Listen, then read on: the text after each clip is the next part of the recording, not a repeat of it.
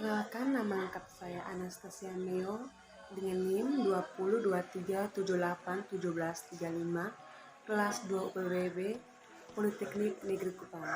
Hari ini saya akan melakukan presentasi dengan tugas pariwisata alternatif yang ada di daerah saya, yaitu saya mengambil rumah adat Bena yang ada di Kabupaten Ngada, Provinsi Nusa Tenggara Timur. Latar belakang kebudayaan merupakan segala sesuatu yang berkaitan dengan seluruh aspek kehidupan manusia yang dihayati dan dimiliki secara bersama, yang di dalamnya terdapat kepercayaan, kesenian, dan adat istiadat. Kebudayaan umat manusia bersifat universal karena mempunyai unsur-unsur yang ditemukan pada semua kebudayaan bangsa-bangsa di dunia. Berbagai unsur kebudayaan yang ada di dalam masyarakat berfungsi untuk memuaskan hasrat naluri bagi kebutuhan hidup manusia. Kebudayaan sebagai wujud aktivitas adalah kebudayaan sebagai suatu tindakan berpola dari manusia dalam masyarakat itu.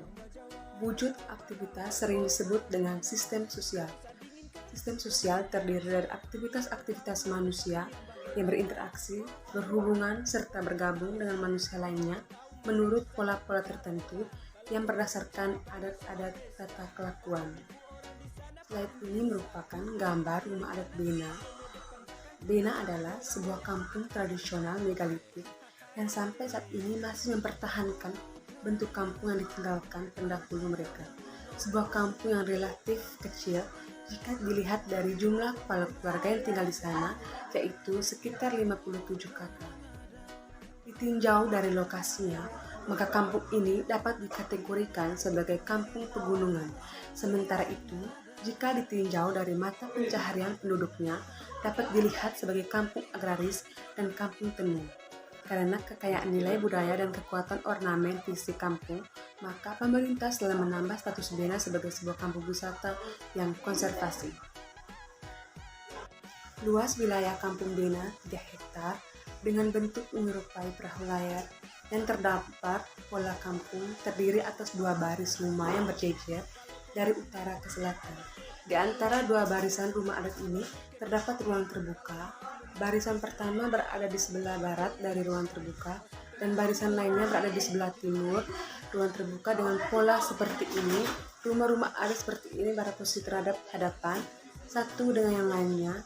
Rumah adat ini terdapat di kampung Bena senantiasa memanfaatkan bahan baku lokal.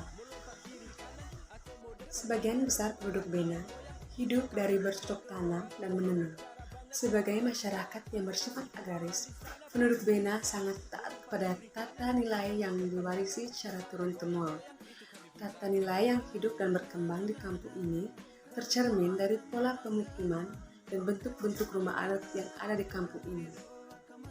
Penataan serta bentuk rumahnya yang khas dan tradisi yang ada di kampung adat Bena ini perlu dipertahankan kelestariannya, baik dalam hal pola susunan kampung dan rumah adatnya maupun tradisi-tradisi yang dimiliki secara turun-temurun dari pengaruh arus globalisasi yang melanda di dunia ini.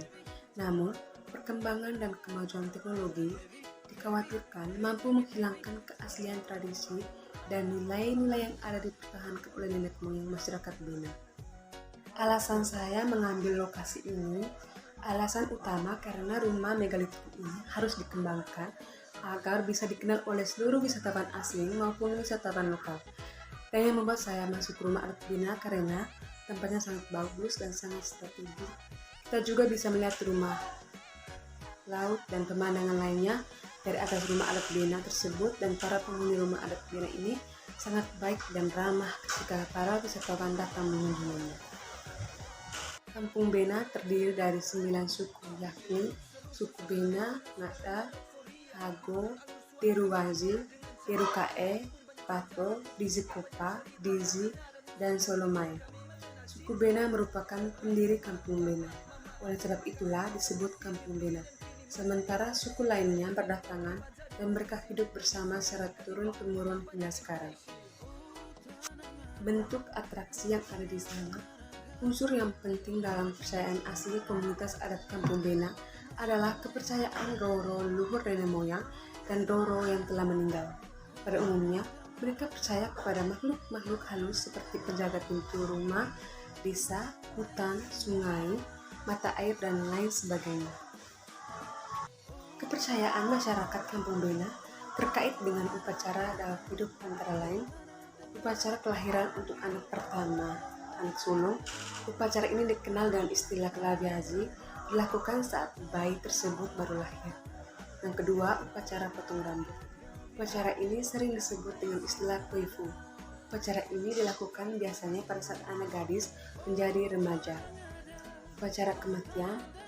Upacara ini dalam kampung adat Bena dikenal dengan istilah naku. Ritual adat Bena pesta reba. Kata reba arti pesta, reba atau ngudi. Kepercayaan ini bertujuan untuk menciptakan baik antara manusia dengan Tuhan maupun dengan leluhur, hingga tersemin pula antara manusia dengan manusia. Lalu rumah adat Bena, ada ngau, 2 baga, 3 sakapu'u, 4 sakalobo, 5 saokaka. Kepercayaan terhadap tinggalan megalitik di Kampung Bena adalah Ture Sabarojo, Peo, Ture dan Menhir, dan yang terakhir adalah Meri. Jelaskan dampak akibat perkembangan wisata. Dampak lingkungan yang disebabkan oleh kegiatan pariwisata semakin meningkat seiring dengan jumlah pengunjung dan pengembangan infrastruktur untuk memenuhi kebutuhan wisatawan. Hal ini menyebabkan meningkatnya jumlah limbah padat dan cair, polusi, sanitasi, dan masalah estetika atau keindahan. Dampak kepada masyarakat. Sektor pariwisata menyebabkan perekonomian masyarakat lokal meningkat drastis. Kedatangan wisatawan ke sebuah destinasi wisata juga menyebabkan munculnya pebisnis asing atau mendorong seseorang untuk berwisata, memberikan pelayanan dan kemudahan bagi wisatawan selama berwisata.